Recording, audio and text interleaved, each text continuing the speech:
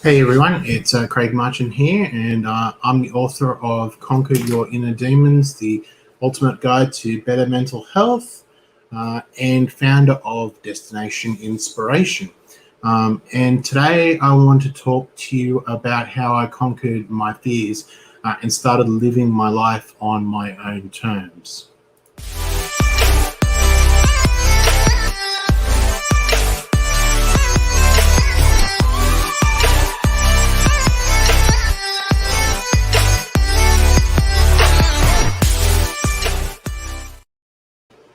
So I'm going to talk a little bit about what my top fears were at the time, and the main three was that I am not good enough. Who am I to, who am I? What right do I have to do, any of this? I'm not worthy of love, which was a big one for me. I honestly, it's so hard. I had a lot of problems with, um, you know, finding love, and to that degree, um, that was just one of my big ones. And another one that I had at the time was speaking in front of people. So I was one of those guys at school that decided you would sit in about the third row, fourth row of the chairs. Not quite at the back, so you're not conspicuous, but basically just to blend in with everyone, because I didn't like to be the center of attention for anything at all. That just wasn't who I am. And so that was, a big one for me. And when I was working back with, Venture IP and the guys there, I often said to everyone, I'm the cave monster. I hide out the back in my little techo cave, away from everyone, because, I just felt, so completely different about, myself, and especially with my mental illnesses. And really, I didn't have any desire to change the status quo, because at the time I thought I was happy. Um, you know, and life has a way of showing you how wrong you are. Have you ever, felt not worthy or not good enough? I know it's a huge thing with a lot of people in their psyches. If so, feel free to leave a comment down below, because I'd love to chat with you. I love meeting and talking to new people. So look, how did things start to change for me? And so for those that have heard me speak before, yes, that's my son Aiden in the background. Yes, he should be in bed. I'll deal with him later. But yeah, so the Inca Trail was the biggest thing that started to get me on this path.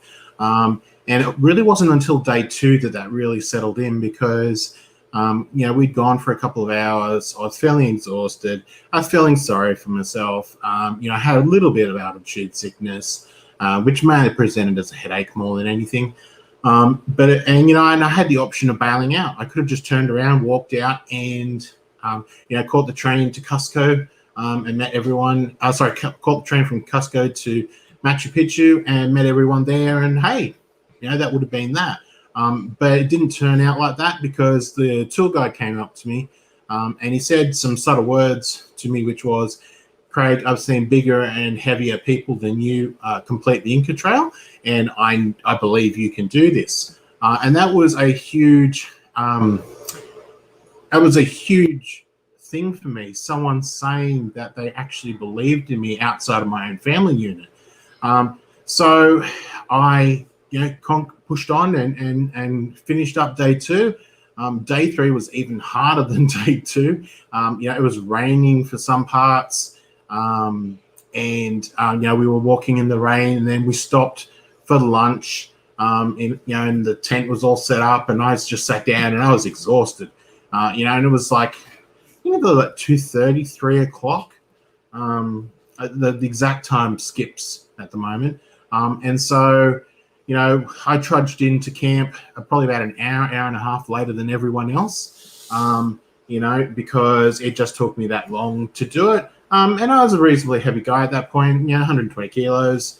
So I was still sporting quite a lot of weight. But yeah, so this is a really good example, people, of why they say don't work with children. Yeah, because I'm trying to be, all serious here, and I've got this yobbo in the background.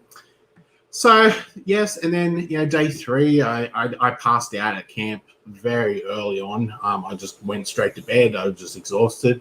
But when I woke up, I was surrounded by this amazing scene, which was all the clouds. We were actually camping above the clouds, so the cloud cover was below, and here we are camping up above, and we got some fantastic, pictures of that, which was really lovely.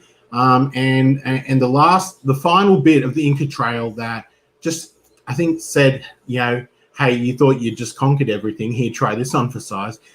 It was called the Gringo Killer Stairs, and it was named so because apparently the white fellow had so much trouble getting up them. And I ended up, just going up on my hands and knees and abandoning all for it because it was just too much. So look, I learned a lot about myself on the Inca Trail and what I was capable of when I chose to believe it. I also found out when I decided to do the Speakers Institute boot camp. I was sort of mesmerized by watching Sam Cawthorn up on stage at a couple of events I'd been to, and really, probably I had zero business being there. Not because they made me feel unwelcome or anything, but just because, my particular take on talking in front of people at that time, it wasn't the best. However, I thought, well, if I just throw myself in it, let's just see what comes out. I did that with the Inca Trail and we got good results. Let's see how we go this time. So day 1, I was up on the stage and I was very, very, very nervous. And I think I managed to talk for all of 20 seconds. Day 2 came around and I actually had a huge anxiety panic attack. Just did not want to do it.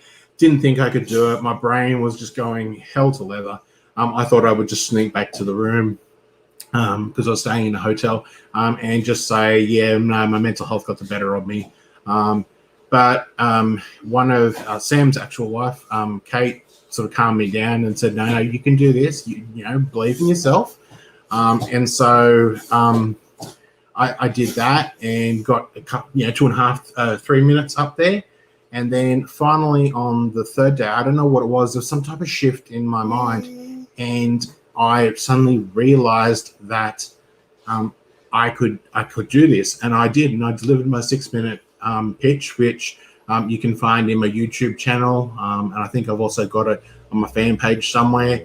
If anyone's interested, give me a yell and I'll find the YouTube link and give it to you. And so, yeah, and I nailed it on the 3rd day, and I was really, really happy with myself. And that was another time that, it just went to show that if you did have that mindset of, I'm just going to do this, and you throw yourself in it, sometimes you can get really amazing results.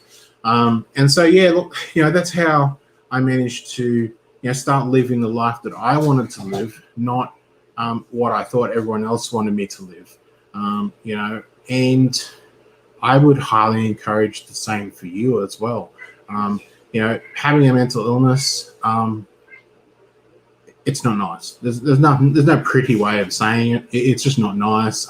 It's a hard slog, and it can be all too easy to actually move yourself into a position where you just let it coast. It kind of becomes the default where you just go, yeah, that's just my mental health. I'm not going to do that. And so you don't challenge yourself enough, I find. So my advice to you would be to try and challenge yourself every now and then, just to do something that, might push you outside your comfort zone, but doesn't actually, set you off into a full-blown meltdown, because that's not what we want. That's not the aim of the game here. And I'm not saying that the ways I've been doing things are going to work for you either. I hope they do. I hope that they do, and you do achieve great results with it, but it's just, it's up in the air. I'm not going to lie. It's up to everyone, and where they are in their journey with this to how they go.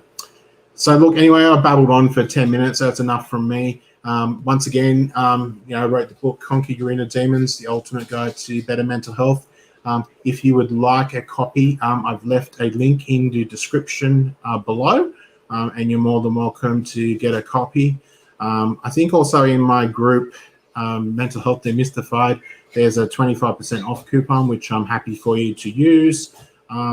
Look, thanks very much, everyone, for joining in, and I'll see you again soon. Thanks. Bye-bye.